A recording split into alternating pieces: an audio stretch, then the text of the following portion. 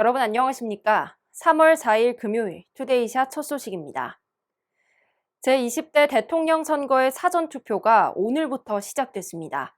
사전투표는 오늘부터 내일까지 이틀간 진행되는데요. 인천의 한 사전투표소 현장을 나연진 아나운서가 전해드립니다. 흐린 날씨와 코로나19 속에서도 제 뒤편에는 투표를 하러 나온 많은 시민들의 발걸음이 이어지고 있습니다. 저는 이 지역의 거주민은 아니지만 오늘 이곳에서 소중한 한 표를 행사했는데요. 이번 사전투표는 주소지와 관계없이 신분증만 지참하면 전국에 설치된 사전투표소 어디에서나 투표 참여가 가능합니다. 정부는 지난 14일 국회를 통과한 공직선거법 개정안에 따라 코로나19 확진자와 격리자의 선거권 보장을 위한 일시적인 외출을 허용했는데요. 이번 사전투표는 내일까지 진행되며 코로나19 확진자와 격리자는 사전투표 이틀째인 5일과 선거 당일인 9일에 오전 6시부터 오후 6시까지 투표에 참여할 수 있습니다.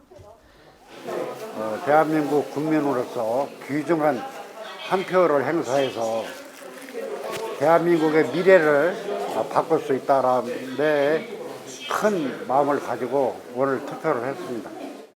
확진자와 격리자 유권자는 신분증과 함께 외출 안내 문자 혹은 확진 격리 통지 문자 등을 안내자에게 제시하고 안내에 따라 별도로 마련된 임시 기표소에서 투표하면 됩니다. 어려운 여건 속에서 치르는 사전투표인 만큼 코로나19 방역 수칙 잘 지키면서 소중한 한 표 꼭 행사하시기 바랍니다. 일간경기TV 나연진입니다. GTX-C 노선의 추가 정차역으로 안산 상록수역이 확정됐습니다. 준공이 되면 강남까지 30분대 이동이 가능해지면서 주민들의 기대감이 높아지고 있는데요. 관련 소식을 박웅석 기자가 보도합니다. GTX-C 노선의 안산 상록수역 정차가 사실상 확정됐습니다. C 노선의 안산 유치가 확정되면서 안산시와 지역 정치권, 시민들이 크게 반기고 있습니다.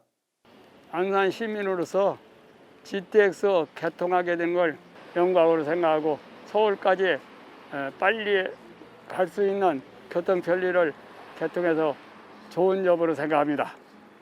시민들은 GTX-C 노선 유치로 지역 발전을 기대하고 있습니다.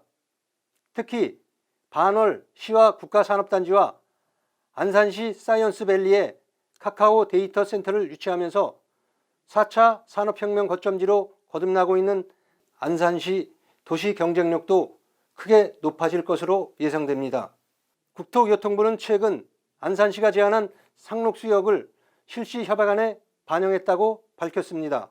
GTX-C 노선의 상록수역 유치는 안산시가 금정, 수원 구간의 일부 열차를 안산선으로 운행하는 방안을 국토부에 건의하면서 확정됐습니다. 안산시는 사업이 원활히 추진될 수 있도록 행정력을 최대한 가동할 방침입니다. 이번에 우리 안산시가 GTX-C 노선 유치에 성공하게 되면서 안산은 5개 고속도로와 6개 철도를 품은 5도 6철 시대를 열게 됐습니다.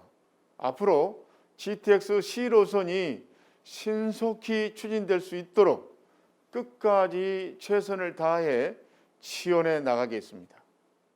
GTX-C 노선은 양주시 덕정역에서 수원시 수원역까지 10개 정거장 구간 74.8km를 지하 40m, 대심도에서 시속 200km로 달리는 초고속 철도입니다. 수익형 민자사업, 즉 BTO 방식으로 추진되는 이 사업의 건설 비용은 약 4조 3,850억 원이 소요될 전망입니다. 이와 더불어 서울 등 타 지역 주민들이 안산으로의 접근 시간이 빨라지면서 기업 유치 등 안산시 발전에도 가속도가 붙을 전망입니다. 일간경기TV 박웅석입니다. 전국의 신규 확진자 수가 26만 명을 넘어선 가운데 내일부터 식당과 카페 등의 영업시간이 밤 11시까지 연장됩니다. 정부가 내일부터 12종의 다중이용시설 영업시간을 현행 오후 10시까지 해서 1시간 더 늘리기로 결정한 건데요.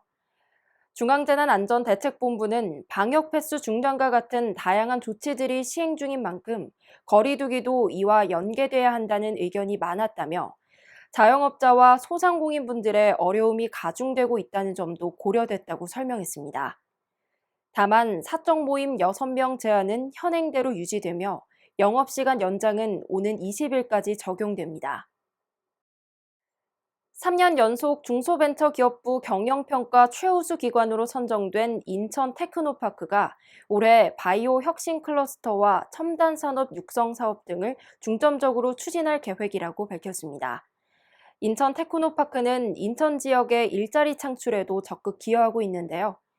현장을 방문한 박남춘 인천시장은 바이오와 미래차, 수소, 로봇 등 다양한 분야에서 인천 출신 기업들의 앵커 기업 성장 가능성이 충분하다며 중추적 역할을 테크노파크가 해줄 것으로 믿는다고 말했습니다. 내일은 만물이 겨울잠에서 깨어난다는 경칩입니다. 다만 아침과 낮 기온이 크게 벌어지면서 봄비가 내리는 곳도 있었는데요. 주말 동안은 반짝 꽃샘추위가 찾아오면서 쌀쌀해질 전망이니까요. 외출하실 때 옷차림에 신경 써주셔야겠습니다. 뉴스를 마칩니다. 시청해주신 여러분 고맙습니다.